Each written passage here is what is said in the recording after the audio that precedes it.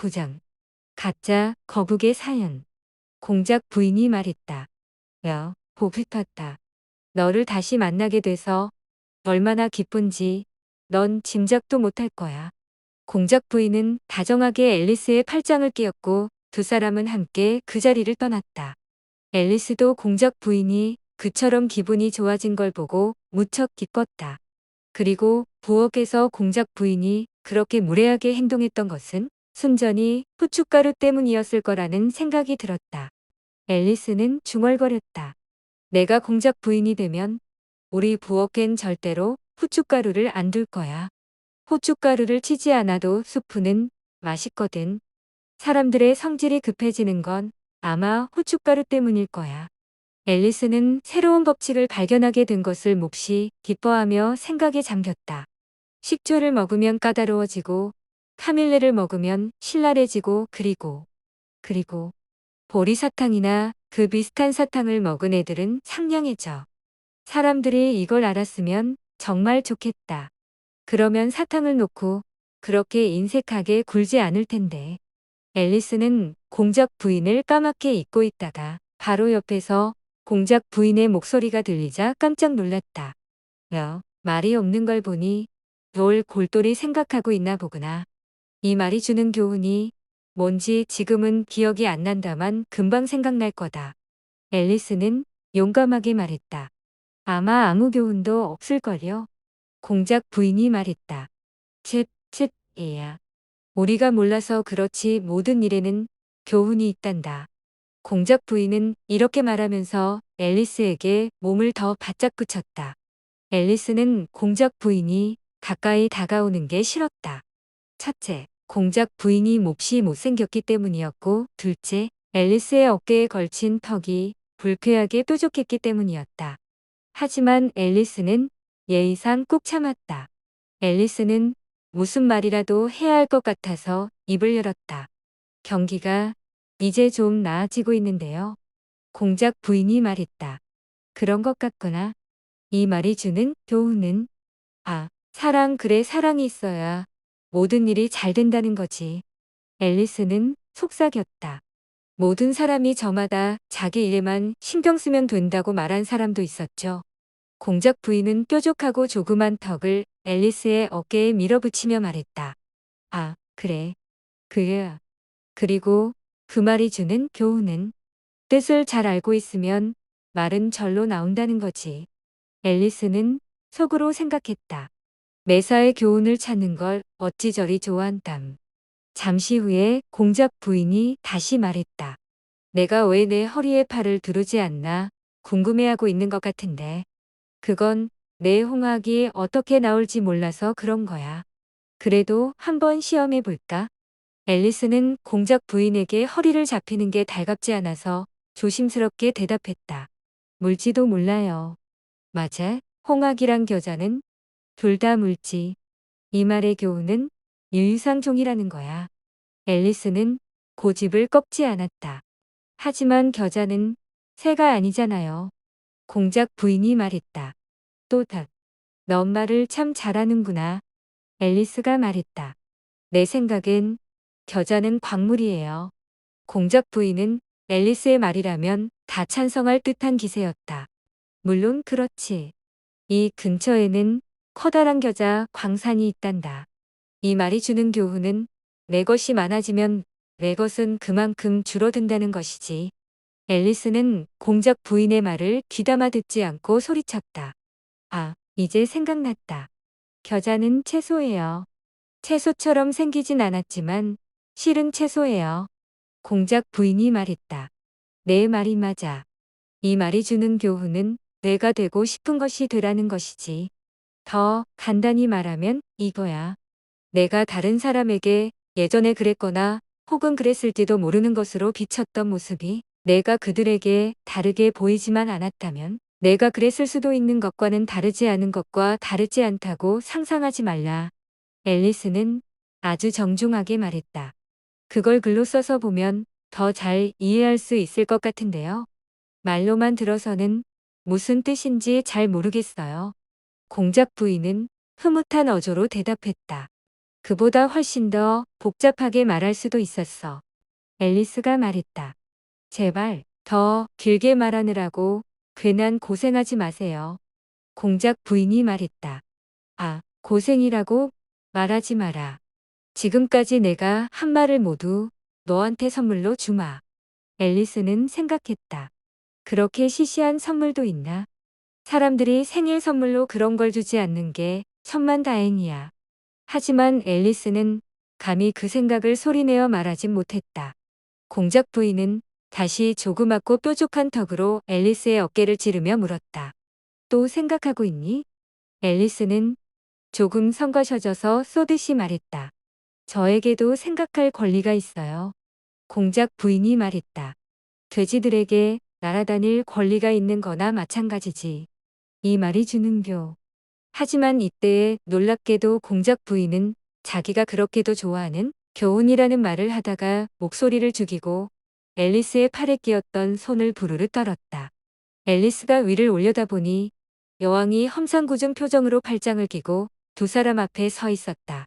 공작 부인은 낮고 힘없는 목소리로 말했다. 폐하, 평안하십니까? 여왕은 발을 탕탕 구르며 소리쳤다. 그대에게 분명하게 경고하노니 당장 꺼지지 않으면 목을 벨 테다. 선택해라. 공작 부인은 순식간에 사라졌다. 여왕이 앨리스에게 말했다. 그럼 경기를 계속하자. 앨리스는 너무도 겁에 질려서 아무 말도 못하고 여왕을 따라서 천천히 크로케 경기장으로 갔다. 다른 손님들은 여왕이 자리를 뜬 틈을 타서 나무 그늘에서 쉬고 있다가 여왕이 나타나자 허겁지겁 제자리로 돌아갔다. 여왕은 1초라도 늦으면 목을 자르겠다고 말했다. 경기가 진행되는 동안에 여왕은 줄곧 다른 선수들과 다투면서 걸핏하면 저자의 목을 베라. 라든지 저 여자의 목을 베라. 하고 소리를 질러댔다. 여왕한테 사형 선고를 받은 선수들은 병사들에게 끌려 감옥으로 갔다. 물론 그 병사들은 사형 선고를 받은 선수들을 끌고 가기 위해서 골대 노릇을 그만두어야 했다.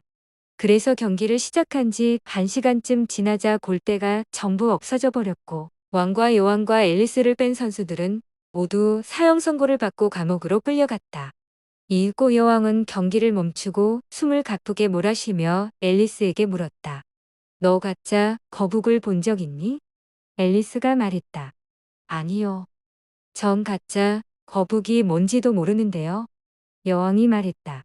가짜 거북 수프를 만드는 재료 말이야. 앨리스가 말했다. 그런 건 본 적도 들은 적도 없는데요.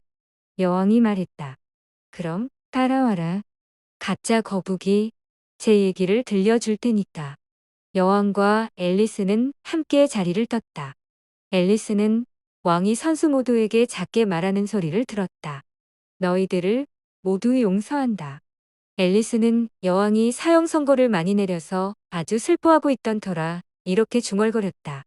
야, 그거 정말 다행이다. 그들은 금세 뙤약볕 아래서 깊이 잠들어 있는 그리펀을 만날 수 있었다. 여왕이 소리쳤다. 일어나, 이 게으름뱅이야. 이 아가씨를 가짜 거북에게 데리고 가서 거북의 이야기를 듣게 해줘. 난 돌아가서 내가 명령한 대로 사형이 집행되는지 살펴봐야 하니까. 여왕은 앨리스 혼자만 그리펀에게 남겨놓고 그 자리를 떠났다. 앨리스는 그 생물의 생김새가 별로 맘에 들지 않았으나 난폭한 여왕을 따라가는 것보다 그 생물 곁에 있는 것이 훨씬 더 안전할 것 같아서 잠자코 기다렸다.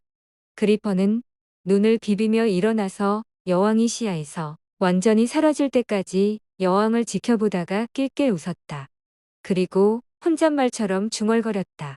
정말 재미있군. 앨리스가 물었다. 뭐가 재미있는데? 아, 그 여자 말이야. 저건 모두 다 여왕의 상상일 뿐이야. 실은 아무도 사형을 당하지 않아. 가다. 앨리스는 천천히 그리펀을 따라가면서 중얼거렸다. 여기선 다들 가자. 라고 하는군. 내 평생 이렇게 명령을 많이 받아본 적은 없어. 절대로. 몇 발짝 더 가니 저 멀리서 가짜 거북이 보였다. 가짜 거북은 작은 바위 위에 앉아서 외롭고 슬픈 표정을 짓고 있었다. 조금 더 가까이 다가가자 가슴을 쪼개는 듯한 한숨 소리가 들려왔다. 앨리스는 가짜 거북이 너무도 가여워졌다. 앨리스는 그리폰에게 물었다. 왜 저렇게 슬퍼하고 있어?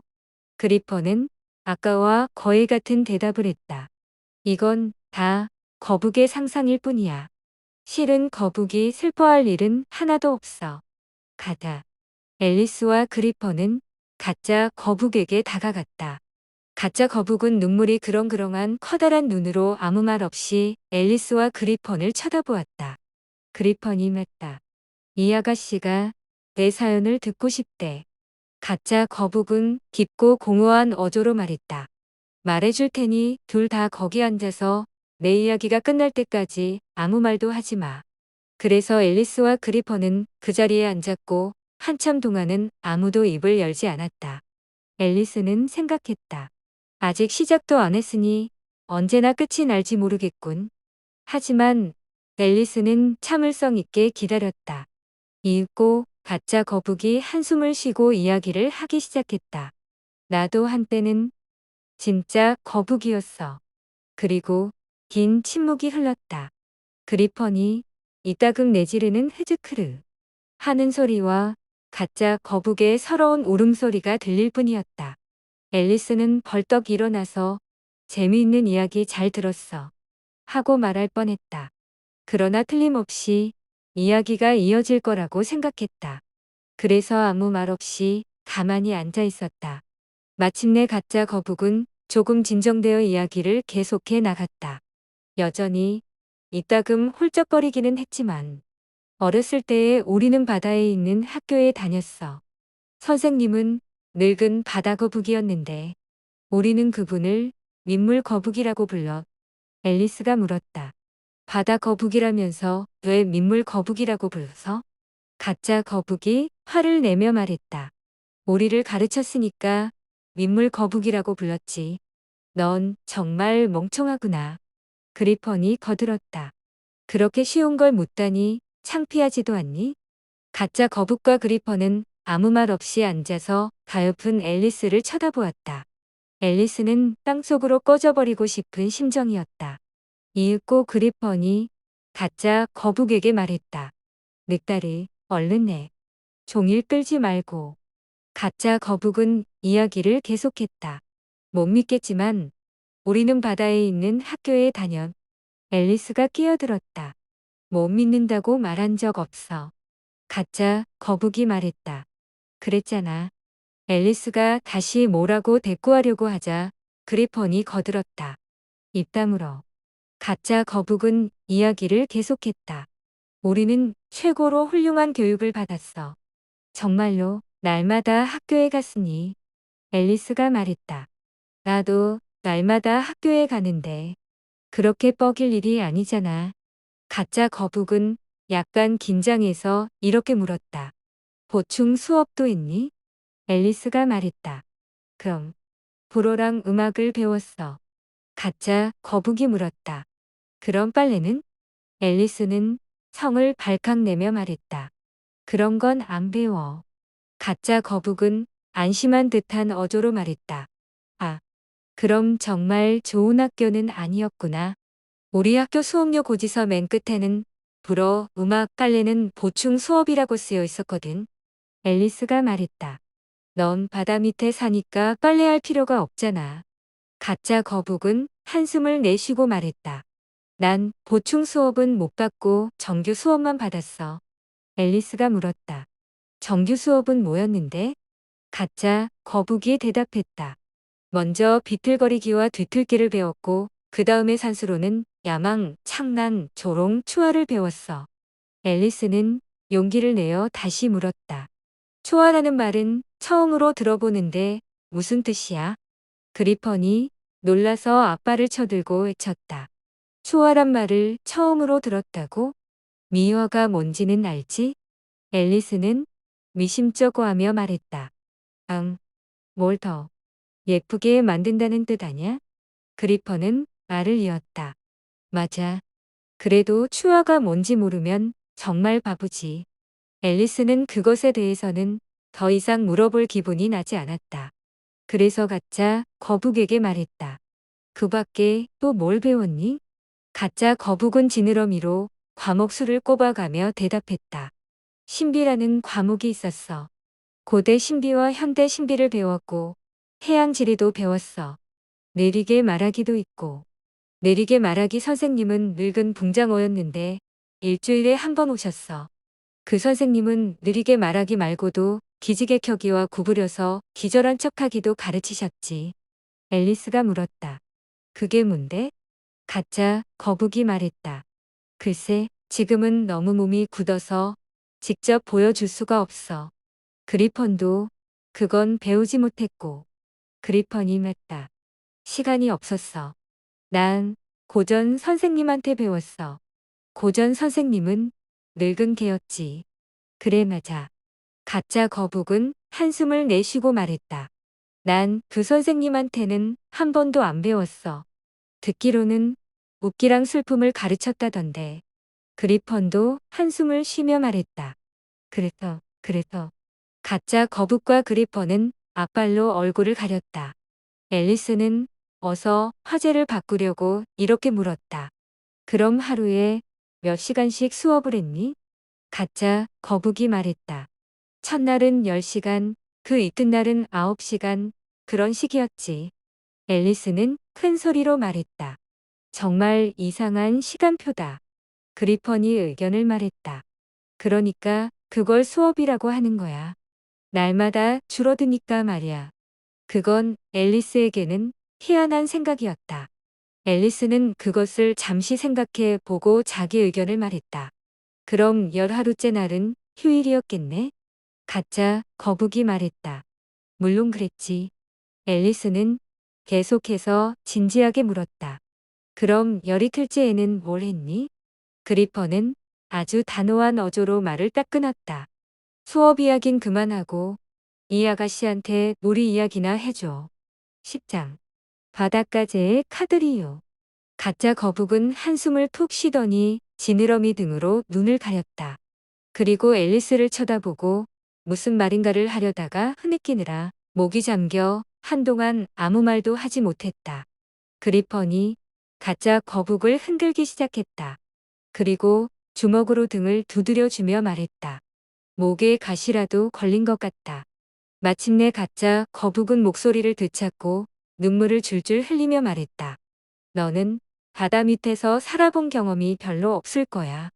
바닷가재를 만나 본 적도 없을 테고.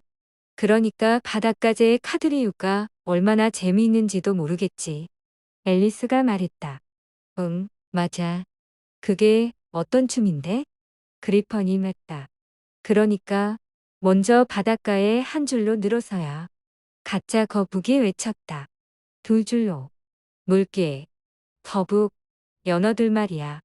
이때의 해파리들은 모두 치워. 그리펀이 끼어들었다. 대개는 그 일이 시간이 좀 걸려. 그 다음에는 두 발짝 앞으로 나가. 그리펀이 외쳤다. 저마다 바닷가재와 파트너가 됐어. 가짜 거북이 말했다. 물론이지. 두 발짝 앞으로 나가서 파트너를 향해 서서. 그리펀이 말을 이었다. 바닷가재들을 바꾸고 같은 순서로 뒤로 물러나고. 가짜 거북이 말을 이었다. 그 다음에는 내던지는. 그리펀은 활짝 뛰어오르며 외쳤다. 바다재를 바다 멀리로 힘껏.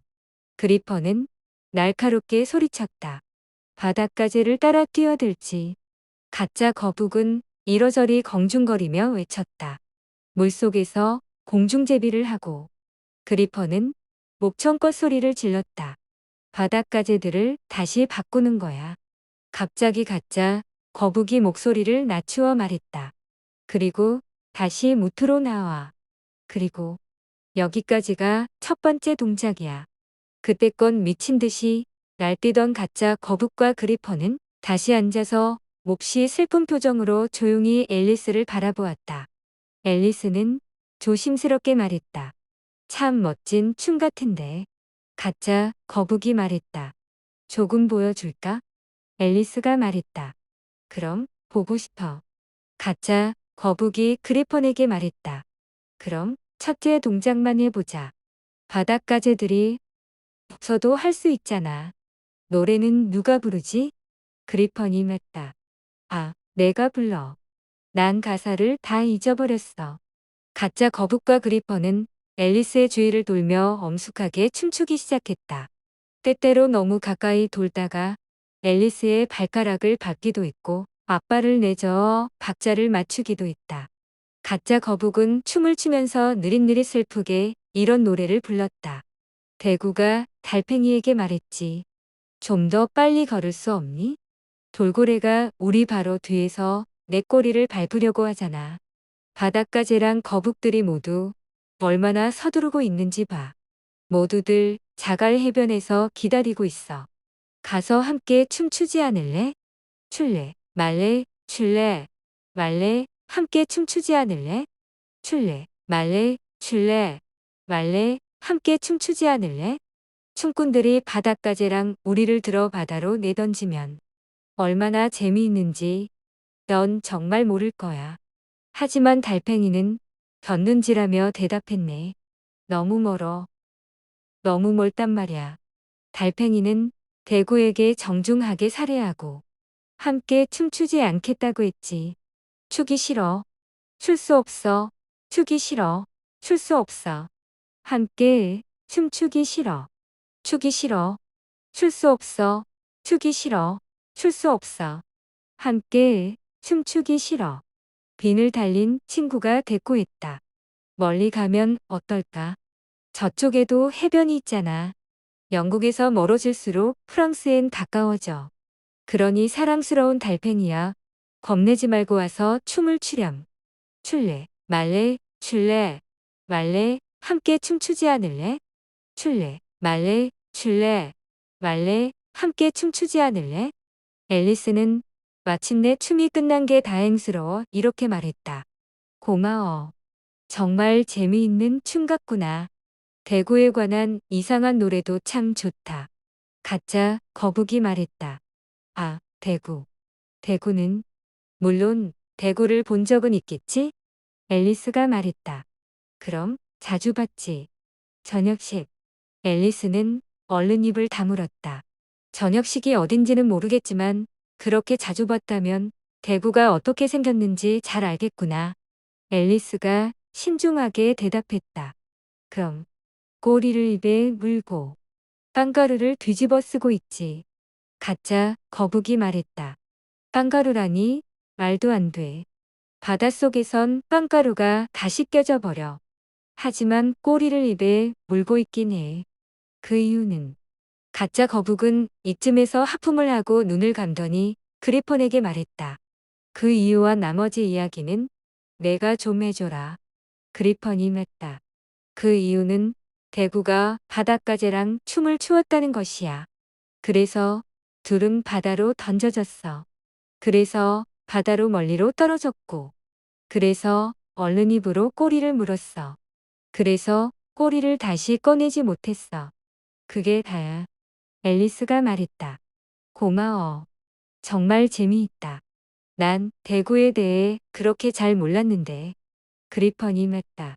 원한다면 더 가르쳐 줄 수도 있어. 너 왜 그 물고기를 대구라고 부르는지 아니? 앨리스가 말했다. 생각해 본 적 없는데. 왜 그럴까? 그리퍼는 무척 심각하게 말했다. 그것으로 부츠나 구두를 닦기 때문이지. 앨리스는 완전히 어리둥절해졌다. 부츠나 구두를 닦는다고. 앨리스는 정말 모르겠다는 어조로 같은 말을 되풀이했다. 그리폰이 물었다. 그럼 내 구두는 뭘로 닦니? 내 말은 무엇으로 광을 내느냐고. 앨리스는 구두를 내려다보며 잠시 생각하다가 대답했다. 검은색 구두약으로 닦지. 그리퍼는 그윽한 목소리로 말했다. 바닷속에선 구두를 흰색 구두약으로 닦아. 이제 알겠니? 앨리스는 잔뜩 호기심에 어린 소리로 물었다. 그 약은 뭘로 만들지? 그리퍼는 좀 답답하다는 듯이 말했다. 물론 가자미랑 장어로 만들지. 그건 작은 새우들도 아는 사실이야. 앨리스는 계속해서 그 노래를 생각하면서 이렇게 말했다. 내가 대구라면 돌고래에게 우린 너랑 같이 놀기 싫으니까 저리 가. 하고 거야. 가짜 거북이 말했다. 하지만 대구들은 돌고래들하고 같이 다녀야만 해. 생각 있는 물고기들은 다 돌고래랑 다니지. 앨리스는 깜짝 놀라서 물었다. 정말이야? 가짜 거북이 말했다. 물론이지. 그러니까 만약 어떤 물고기가 나한테 와서 여행을 떠날 거라고 하면 나는 어떤 돌고래랑 하고 물을 거야. 앨리스가 말했다. 목적이라고 묻는 게 아니라 가짜 거북은 기분 나쁘다는 듯이 말했다. 내 말은 그리펀이 거들었다. 자, 이제 내가 한 모험 이야기를 좀 들어보자. 앨리스는 조금 조심스럽게 말을 꺼냈다. 오늘 아침에 한 모험부터 이야기할게. 어제 이야기는 할 필요 없을 거야. 난 어제와 다른 사람이니까. 가짜 거북이 말했다. 죄다 설명해봐. 그리펀이 다급하게 말했다. 아냐, 아니야. 모험부터 이야기해. 설명하면 시간이 끔찍하게 많이 걸리니까. 앨리스는 흰 토끼를 처음으로 봤을 때부터 시작된 모험 이야기를 하기 시작했다. 처음에는 가짜 거북이랑 그리펀이 양옆으로 바짝 다가와서 눈을 몹시 크게 뜨고 입을 딱 벌리고 있어서 좀 불안했다. 하지만 이야기를 할수록 점점 용기가 생겼다. 앨리스의 청중들은 앨리스가 애벌레에게 윌리엄 신부님은 늙으셨고를 외워주는 대목에 이를 때까지 무척 조용하게 입을 다물고 있었다. 하지만 말이 전혀 다르게 나오더라고 하자 가짜 거북이 숨을 길게 내쉬고 말했다. 그건 정말 이상하다. 그리펀도 말했다. 정말 무지무지 이상하다. 가짜 거북은 생각에 잠긴 표정으로 말했다. 말이 전부 다르게 나오더란 말이지. 가짜 거북은 그리펀이 앨리스에게 무엇이라도 시킬 수 있다는 것처럼 말했다. 난 지금 이 아가씨가 뭘 암송할 수 있을지 듣고 싶은데. 지금 뭘 하나 시작하라고 해봐. 그리펀이 맺다. 그럼 일어서서 이건 게으름뱅이의 목소리를 외워봐. 앨리스는 생각했다. 이 생물들은 걸핏하면 명령을 내리고 배운 것을 외워보라고 하는군. 차라리 당장 학교에 가는 게 나을 것 같다. 하지만 앨리스는 일어서서 시를 외우기 시작했다. 그런데 머릿속이 아직도 바닷가재 파드리유로 꽉 차 있어서 자기가 무슨 말을 하고 있는지도 모를 지경이었다. 단어들이 몹시 별나게 튀어나왔다. 그건 바닷가재의 목소리. 나는 바닷가재의 주장을 들었지. 나를 너무 바짝 구워서 머리카락에 설탕을 발라야 해. 오리는 눈꺼풀로, 바닷가재는 코로. 허리띠와 단추를 채우고 발가락을 내민다. 모래밭이 모두 마르면 바닷가재는 종달새처럼 명랑하고 상어처럼 거만하게 말하지. 하지만 밀물이 밀려오고 상어들이 나타나면 바닷가재는 떨리는 목소리로 조심스럽게 속삭인다. 그리펀이 맺다. 어렸을 때에 내가 외웠던 거랑 다른데? 가짜 거북이 말했다. 글쎄, 난 처음 들었어. 어쨌든 말도 안 되는 시야. 앨리스는 아무 말도 하지 않았다. 그리고 다시 주저앉아서 두 손에 얼굴을 묶고 모든 일이 다시 자연스러워질지 걱정했다. 가짜 거북이 말했다.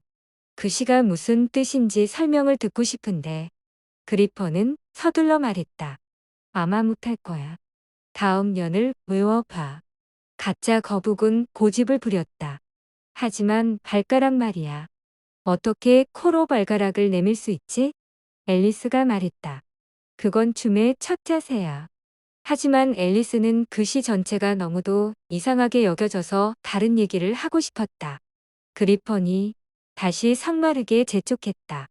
다음 년을 외워봐.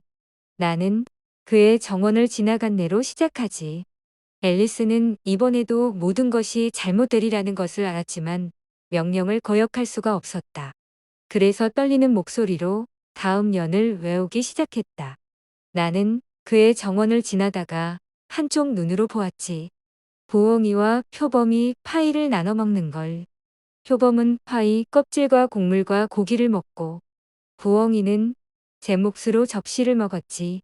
파이가 다 없어지자 표범은 부엉이의 소원대로 숟가락을 호주머니에 넣어가는 걸 친절하게 허락했지.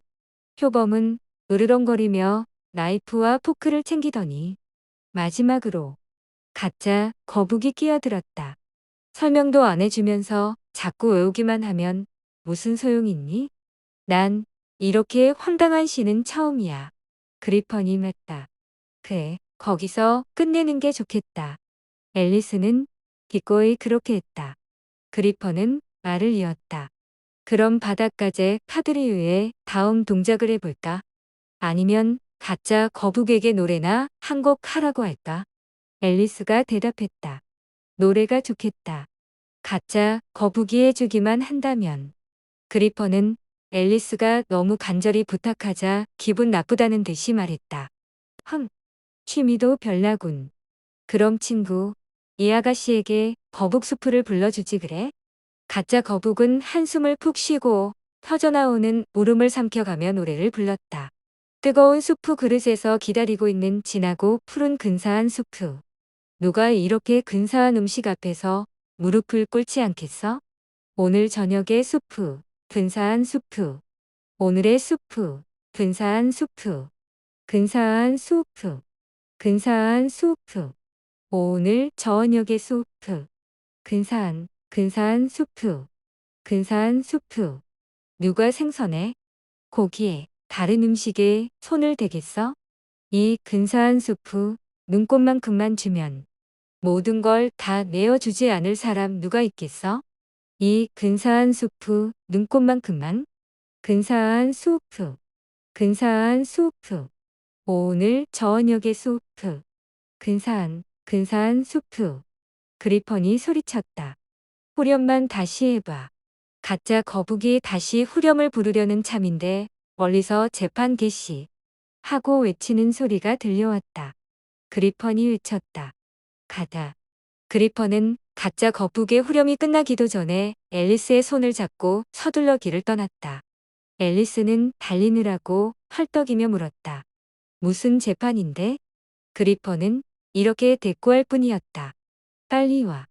그리펀이 더욱 속력을 내자 바람결에 들려오는 가짜 거북의 구슬픈 노래는 점점 희미해져 갔다. 오늘 저녁의 수프. 근사한 수프. 11장. 누가 파이를 훔쳤나? 앨리스와 그리펀이 도착해 보니 하트 왕과 하트 여왕은 군중에 둘러싸여 왕좌에 앉아 있었다. 그 주변에는 카드 한 묶음뿐만 아니라 온갖 종류의 작은 새와 짐승들이 잔뜩 모여 있었다. 그 앞에는 잭이 서 있었는데 잭은 사슬에 묶여서 두 병사에게 양팔이 붙들려 있었다. 흰 토끼는 한 손에는 나팔을, 한 손에는 양피지 두루마리를 들고 왕 옆에 서 있었다. 법정 한가운데는 테이블이 하나 있었고 그 위에는 커다란 파이 접시가 하나 놓여 있었다. 파이가 어찌나 먹음직스럽게 보이던지 앨리스는 그것을 보고 무척 허기를 느꼈다. 앨리스는 생각했다. 빨리 재판을 끝내고 파이나 좀 나눠주면 좋겠다. 하지만 그럴 기미가 전혀 보이지 않았다. 그래서 앨리스는 시간을 때우기 위해서 주변을 둘러보기 시작했다. 앨리스는 법정에 가본 적은 없었지만 법정에 관한 책을 읽은 적이 있기 때문에 거기 있는 사람이나 물건을 부르는 말을 거의 알고 있어서 아주 기뻤다. 앨리스는 혼자서 중얼거렸다. 큰 가발을 쓴 걸 보니 저 사람이 재판장이군. 그런데 재판장은 왕이었다. 왕은 가발 위에 왕관을 쓰고 있어서 전혀 편안해 보이지 않았다. 틀림없이 불편할 터였다. 앨리스는 생각했다. 저건 배심 원석이고 저 열두 생물은 배심일 거야. 앨리스는 자기 또래 여자아이들은 배심이라는 말의 뜻을 전혀 모를 거라고 생각하고 자기가 자랑스러워서 그 말을 서너 번 되풀이했다. 그러나 배심원이라고 했으면 더 좋았을 것을. 배심원 12명은 석판에 뭔가를 열심히 쓰고 있었다. 앨리스는 작은 소리로 그리펀에게 물었다. 지금 뭘 하고 있는 거지? 재판은 시작도 안 했으니까 쓸 게 아무것도 없을 텐데. 그리펀이 속삭이며 대답했다. 자기들 이름을 쓰는 거야. 재판이 끝나기도 전에 자기 이름을 잊어버릴까봐 미리 적어놓는 거지. 앨리스는 분개한 어조로 크게 외쳤다. 바보 같은 것들. 그러나 흰 토끼가 법정에서는 정숙하시오. 하고 소리치고 왕이 안경을 끼고 누가 떠드는지 찾아내려고 불안한 눈길로 주위를 둘러보자 얼른 입을 다물었다. 앨리스는 모든 배심원들이 석판의 바보 같은 것들 이라고 쓰고 있다는 것을 어깨 너머로 훔쳐본 것처럼 훤히 알 수 있었다. 또 그중 하나는 바보를 어떻게 쓰는지 몰라서 옆에 있는 동물에게 물어보아야 했다는 것도 알 수 있었다. 앨리스는 생각했다. 재판이 끝나기도 전에 석판들 꼴이 엉망이 되겠군. 배심원 하나가 끽끽 소리나는 연필로 쓰고 있었다. 물론 앨리스는 참을 수가 없었다. 그래서 법정을 돌아서 그 배심원 뒤로 돌아가 연필을 잽싸게 떼앗았다. 앨리스의 동작이 어찌나 민첩했던지 그 가엾은 조그만 배심원은 어찌된 영문인지도 모르고 있었다. 빌은 한참 연필을 찾다가 결국 포기하고 그날의 나머지 기록은 손가락으로 있는데 석판에 표시가 되지 않으니 별 소용은 없었다. 왕이 선언했다. 문장관, 소송장을 낭독하시오. 흰 토끼는 나팔을 3번 불고 양피지 두루마리를 펴서 읽기 시작했다. 어느 여름날 하트 여왕은 하루 종일 파이를 구웠다. 하트 잭이 그 파이를 훔쳐 멀리 도망쳐버렸다. 왕이 배심원들에게 말했다. 판결을 내리시오. 흰 토끼가 급히 말렸다. 아직 안 됩니다. 그 전에 해야 할 일이 엄청나게 많습니다. 왕이 말했다. 첫 번째 증인을 부르시오. 흰 토끼는 나팔을 3번 불고 소리쳤다. 첫 번째 증인. 첫 번째 증인은 모자 장수였다. 모자 장수는 한 손에는 찻잔을, 한 손에는 버터 바른 빵을 들고 입장했다. 폐하, 용서하십시오. 이런 걸 들고 와서 죄송합니다만 다과회 도중에 연락을 받았거든요. 왕이 말했다. 다 끝내고 올 것이지. 언제부터 시작했지? 모자 장수는 도마우스와 팔짱을 끼고 법정으로 따라 들어온 3월 토끼를 보고 대답했다. 3월 14일이었던 것 같습니다. 3월 토끼가 말했다. 15일이에요. 도마우스가 말했다. 16일이에요. 왕이 배심원들에게 말했다. 전부 적으시오. 배심원들은 3달짜를 석판에 열심히 받아 적고 나서 3달짜를 합한 다음에 몇 실링 몇 페니로 환산한 답을 적었다. 왕이 모자 장수에게 말했다. 모자를 벗어라. 모자 장수가 말했다. 제 모자가 아닙니다. 왕은 배심원들을 돌아보며 소리쳤다. 절도. 배심원들은 얼른 사실 기록을 했다. 모자 장수는 설명을 덧붙였다. 제가 갖고 있는 모자는 모두 팔 것이지 제 것은 하나도 없습니다. 저는 모자 장수이니까요. 이제 여왕이 안경을 끼고 모자 장수를 노려보았다. 모자 장수는 하얗게 질려서 어찌할 바를 몰라 했다. 왕이 말했다. 증언하라. 겁내지 말고. 그렇지 않으면 당장 목을 자르겠다. 이 말은 증인인 모자 장수를 더 겁나게 했다. 모자 장수는 발을 이리저리 움직이면서 불안한 눈길로 여왕을 쳐다보았고 당황해서 찻잔이 버터 바른 빵인 줄 알고 크게 한 입 깨물기도 했다. 바로 그때의 앨리스는 아주 이상한 기분이 들었다. 앨리스는 무슨 일이 벌어지고 있는지 알아차리기까지 한참을 놀란 상태로 있었다. 키가 다시 커지고 있었다.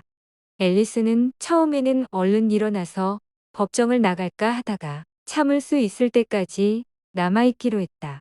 앨리스의 옆에 앉아있던 도마우스가 말했다. 그렇게 밀지 마. 숨을 쉴 수가 없잖아. 앨리스는 온순하게 말했다. 나도 어쩔 수가 없어. 내 몸이 커지고 있거든. 도마우스가 말했다. 넌 이런 곳에서 커질 권리가 없어. 앨리스는 이제 대담하게 말했다. 말도 안 되는 소리 하지 마. 너도 크고 있잖아. 도마우스가 말했다. 그래. 하지만 난 정상적인 속도로 자라고 있어. 그렇게 엉뚱한 식이 아니라고.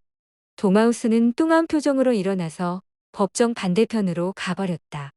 여왕은 줄곧 모자 장수를 노려보고 있다가 도마우스가 자리를 옮기자 정리에게 말했다. 지난번 음악회에 참석했던 가수들 명단을 가져와. 겁에 질린 모자 장수가 너무 떠는 바람에 신발 두 짝이 모두 벗겨졌다. 왕은 성이 나서 외쳤다. 증언을 해. 안 그러면 내가 겁을 집어먹든 말든 당장 목을 벨 테다. 모자 장수는 떨리는 목소리로 대답했다. 불쌍하게 여겨주십시오, 전하. 다과회를 시작한 지 아직 일주일도 안 됐습니다. 게다가 버터 바른 빵이 자꾸 얇아지고 차가 어찌나 찰랑대는지. 왕이 묻다. 뭐가 찰랑댄다고? 모자 장수가 말했다. 차로 시작하는 말입니다. 왕이 날카롭게 말했다. 물론 찰랑대다는 차로 시작하지. 나를 바보로 아나? 계속해. 모자 장수가 말했다. 저는 불쌍한 사람입니다. 그리고 3월 토끼가 말한 이후로 모든 게 찰랑거리기 시작했. 3월 토끼가 급히 끼어들었다. 난 말 안 했어요. 모자 장수가 말했다. 했잖아. 3월 토끼가 말했다. 안 했어요. 왕이 맞다. 안 했다니까 그 부분은 빼. 모자 장수는 도마우스도 안 했다고 할까봐 초조하게 뒤를 돌아보며 말을 이었다. 그렇다면 어쨌든 도마우스가 말하기를. 도마우스는 벌써 잠들어서 아무것도 부정하지 않았다. 모자 장수는 말을 이었다. 그런 다음에 저는 버터 바른 빵을 조금 더 잘라. 배심원 하나가 물었다. 도마우스는 뭐라고 했습니까? 모자 장수가 말했다. 기억이 안 납니다. 왕이 맞다. 기억해야 해. 안 그러면 당장 목을 자르겠다. 가엾은 모자 장수는 찻잔과 버터 바른 빵을 떨어뜨리고 무릎을 꿇었다. 재판장님, 저는 불쌍한 사람입니다. 왕이 맞다.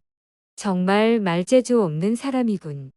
그때 기니피그 한 마리가 환성을 질렀는데 즉각 법정 정리에게 진압당했다. 앨리스는 생각했다. 저걸 직접 볼 수 있어서 다행이야. 신문을 보면 재판이 끝날 때쯤에 박수가 나왔으나 법정 정리의 진압으로 즉각 중단되었다는 말이 자주 나오는데 이제야 그게 무슨 뜻인지 알겠군. 왕이 맞다. 그게 내가 아는 것의 전부라면 내려가도 좋다. 모자 장수가 말했다. 더 이상 내려갈 수가 없습니다. 바닥에 서 있거든요. 왕이 대답했다. 그럼 자리에 앉아도 좋다. 그때에 또 다른 기니피그가 환성을 올리다가 진압당했다. 앨리스는 생각했다. 기니피그들을 아주 끝장내는군. 이젠 좀 나아지겠지. 모자 장수는 가수 명단을 보고 있는 여왕을 걱정스럽게 바라보며 말했다. 난 다과회장으로 돌아가는 게 좋겠는데요. 왕이 맞다. 가드. 모자 장수는 신발도 신지 않고 황급히 법정을 빠져나갔다. 여왕이 정리 하나에게 말했다. 밖으로 나가서 녀석의 목을 쳐라. 하지만 정리가 문에 도착하기도 전에 모자 장수는 벌써 사라지고 없었다. 왕이 맞다. 다음 증인을 불러라. 다음 증인은 공작 부인의 요리사였다. 요리사는 손에 후춧가루통을 들고 있었다. 앨리스는 다음 증인이 법정 안으로 들어서기도 전에 누군지 알아맞혔다. 문 옆에 있는 사람들이 모두 한꺼번에 재채기를 했기 때문이다. 왕이 맞다. 증언하라. 요리사가 말했다. 싫습니다. 왕은 초조한 표정으로 흰 토끼를 바라보았다. 토끼는 낮은 목소리로 말했다. 재판장님, 이 증인은 반대 신문을 하셔야 합니다. 왕은 우울하게 말했다. 그래야 한다면 그렇게 하지. 왕은 팔짱을 끼고 앞이 안 보일 정도로 눈을 찡그리고 요리사를 바라보다가 낮은 목소리로 말했다. 파이는 뭘로 만들지? 요리사가 말했다. 대개는 후추로요. 요리사 뒤에서 졸린 목소리가 들려왔다. 당일입니다. 여왕이 꽥 소리쳤다. 도마우스를 체포하라. 당장 처형해. 법정에서 내쫓아. 진압해. 꼬집어. 수염을 뽑아. 도마우스를 내쫓느라고 온 법정이 한동안 소란스러웠다. 모두들 다시 자리로 돌아왔을 때 요리사는 도망치고 없었다. 왕은 정말 다행이라는 듯이 말했다. 신경 쓰지 마라. 다음 증인을 불러라. 그리고 여왕에게 속삭였다. 다음 증인은 당신이 반대 신문하시오. 난 골치가 아파요. 앨리스는 다음 증인이 누군지 궁금해하며 증인 명단을 훑어보고 있는 흰토끼를 바라보았다. 앨리스는 중얼거렸다. 아직 별다른 증거를 얻지 못했군. 흰토끼가 가늘고 날카로운 목소리로 앨리스 하고 불렀을 때 앨리스가 얼마나 놀랐을지 상상해보라. 12.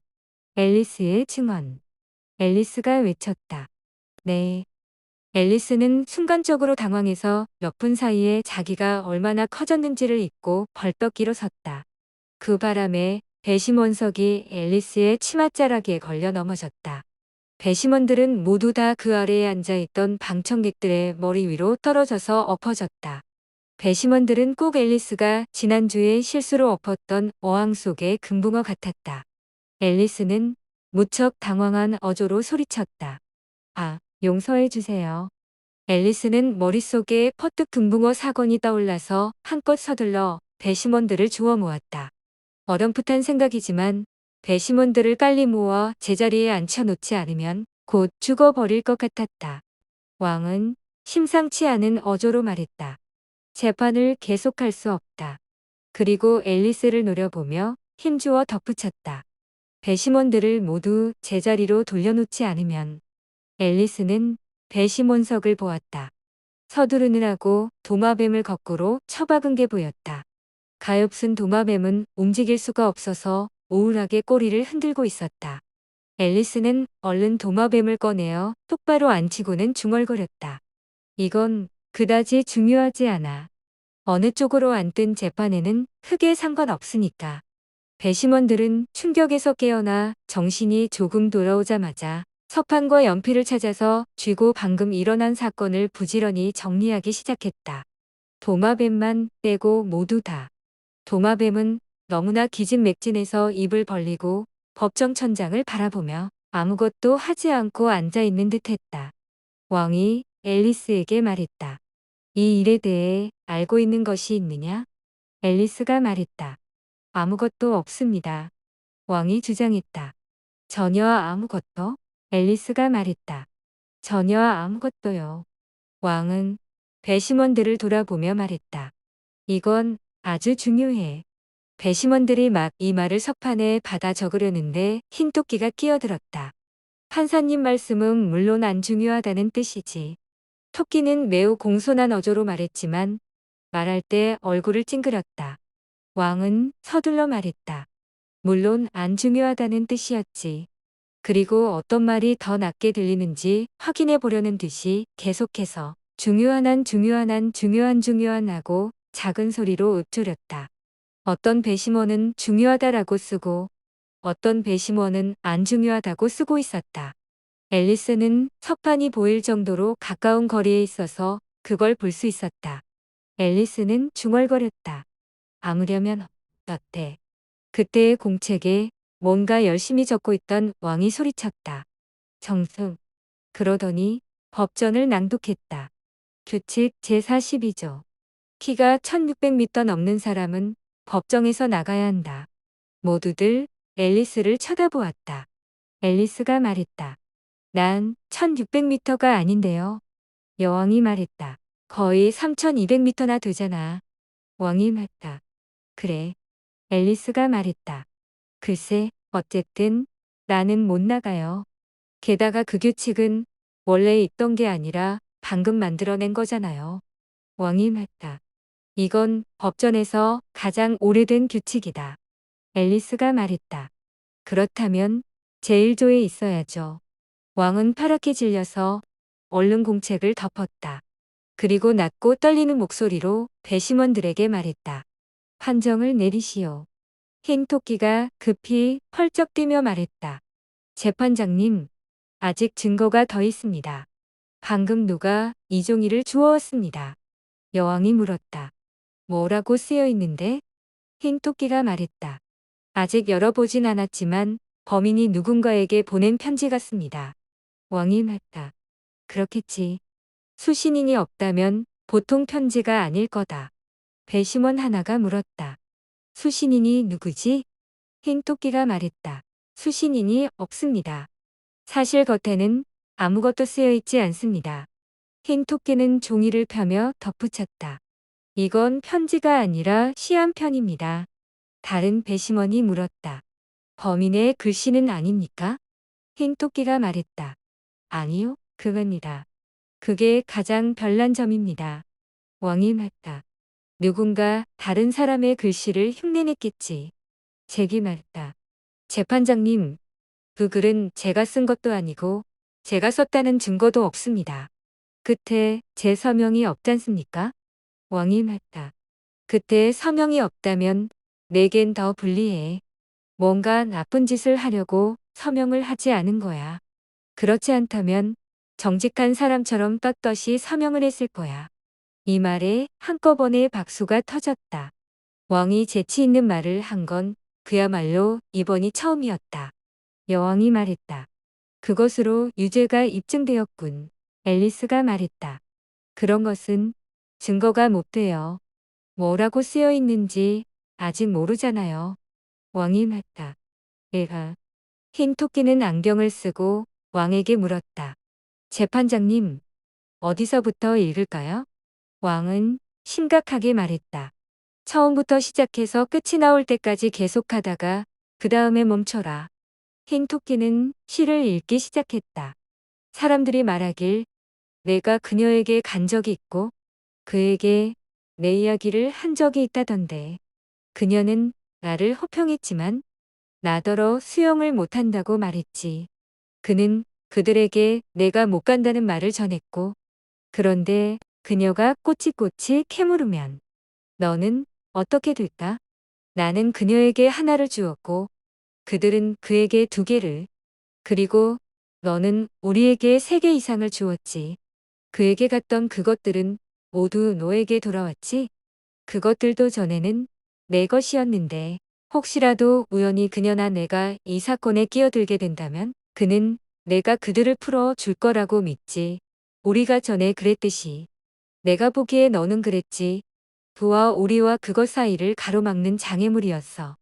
그녀가 그들을 가장 좋아한다고 그가 눈치채지 못하게 해.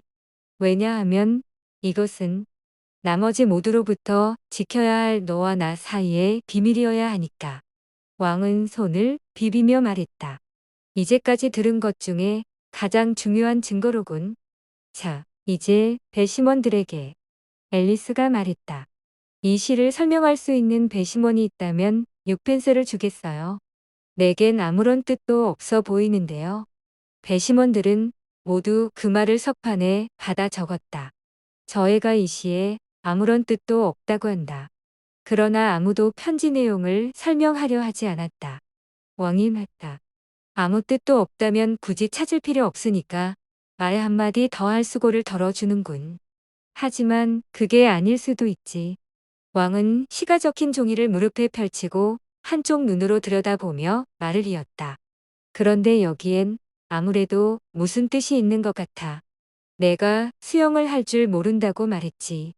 왕은 잭에게 물었다. 너 수영 못하지, 그렇지? 잭은 슬프게 고개를 저었다. 제가 그렇게 보입니까? 왕이 말했다. 거기까진 좋아. 왕은 다시 혼자서 시를 중얼거렸다.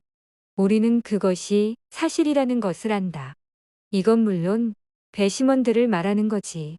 나는 그녀에게 하나를 주었고 그들은 그에게 2개를 주었다. 이건 파일을 가지고 그랬다는 것이겠지. 앨리스가 말했다.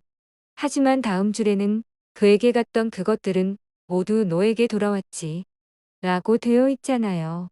왕은 탁자에 놓인 파이들을 가리키며 의기양양하게 소리쳤다. 정말 바로 저기 있군. 저것보다 더 확실한 것은 없어. 그렇다면 그녀가 이렇게 화를 내기 전에는 왕이 여왕에게 물었다. 당신은 결코 화를 안 내잖아? 여왕은 화를 벌컥 내며 도마뱀빌에게 잉크병을 집어던졌다. 절대로. 그럼 이 구절도 당신한텐 맞지 않는 말이로군. 왕은 웃음 띤 얼굴로 법정을 둘러보았다. 모두들 쥐죽은 듯이 입을 다물었다. 말장난이야. 왕이 환한 어투로 덧붙여 말하자 모두 웃음을 터뜨렸다. 왕은 오늘 하루 동안에 20번도 넘게 한 말을 또 했다. 그럼 배심원들은 형결을 내리시오. 여왕이 말했다. 안 돼, 안 돼. 선고부터 하고 형결은 나중에 내려라. 앨리스가 꽥 소리쳤다. 말도 안 돼. 형결도 내리기 전에 선고부터 하라니. 여왕은 얼굴이 벌개져서 말했다. 입 닥쳐. 싫어요. 여왕은 고래고래 소리를 질렀다. 저의 목을 쳐라. 하지만 아무도 움직이지 않았다. 앨리스가 말했다. 누가 무서워할 줄 알아? 너희들은 카드 묶음에 불과해. 이때 카드들이 모두 공중으로 날아오르더니 앨리스 앞으로 떨어져 내렸다. 앨리스는 놀랍기도 하고 화도 나서 소리를 지르며 그것들을 쳐내려고 했다. 그런데 다음 순간에 앨리스는 언덕 위에 누워 언니의 무릎을 베고 있었다. 언니는 앨리스의 얼굴에 내려앉은 나뭇잎을 살며시 떨어내고 있었다. 언니가 말했다. 앨리스, 일어나. 참 오래도 자는구나. 아, 정말 이상한 꿈을 꿨어. 앨리스는 언니에게 여러분이 방금 읽은 모험 이야기를 최대한 기억해 내서 모두해 주었다. 앨리스가 이야기를 마치자 언니는 앨리스에게 입을 맞추며 말했다. 정말 이상한 꿈이구나. 자, 다과 시간에 늦겠다. 어서 가렴. 앨리스는 일어나 힘껏 달려가면서 자신이 꾼 이상한 꿈을 다시 생각해 보았다. 앨리스의 언니는 동생을 보내놓고 턱을 괴고 앉아서 저물어가는 해를 바라보며 어린 앨리스와 앨리스의 멋진 모험을 생각하다가 꿈 비슷한 것을 꾸었다. 앨리스의 언니가 꾼 꿈은 이랬다. 먼저 동생 앨리스 꿈을 꾸었다. 앨리스는 다시 한번 조그만 두 손으로 언니의 무릎을 꽉 껴안고 반짝이는 눈으로 언니의 눈을 들여다보고 있었다.